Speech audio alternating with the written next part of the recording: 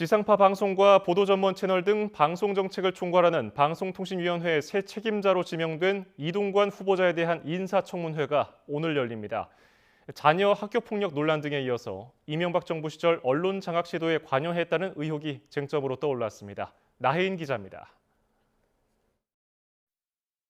이동관 방송통신위원장 후보자가 지난 2009년 청와대 대변인일 때 작성된 서면 보고서입니다.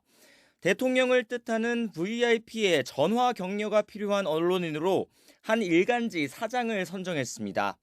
대통령에게 우호적인 입장에서 동정이나 정부 시책 기사를 부각했다는 이유를 들었습니다. 2009년 용산 참사 관련 보도를 비롯해 대변인실에서 기획해 신문에 실린 기사들도 정리됐습니다.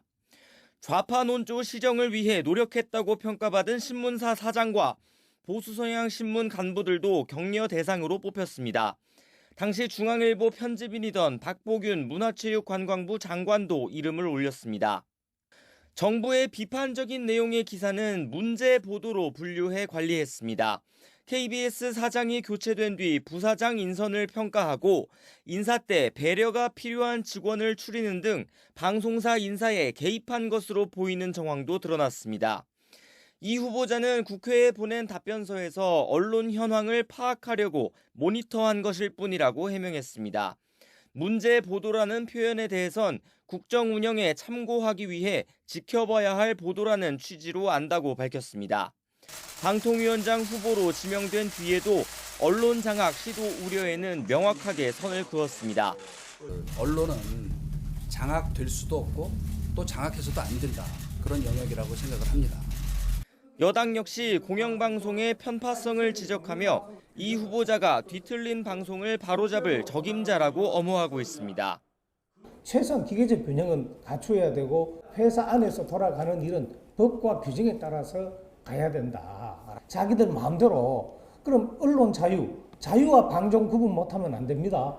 하지만 야당은 10여 년 전 방송 장악 전례가 그대로 반복되고 있다며 비판 수위를 높이고 있습니다. 정부의 비판적 보도, 불편한 보도를 하면 공산당 언론으로 보는 편가르기 언론과는 민주주의 공론장인 언론을 위협하고 결국 민주주의 기반도 흔들 것입니다.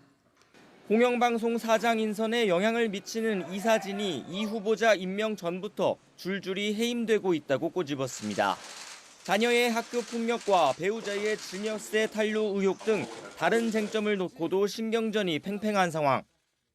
여야 모두 오늘 치러지는 인사청문회에서 총력전을 벼르고 있지만 대통령은 청문회 결과와 상관없이 이동관 후보자를 방송통신위원장으로 임명할 가능성이 크다는 관측입니다. YTN 나인입니다.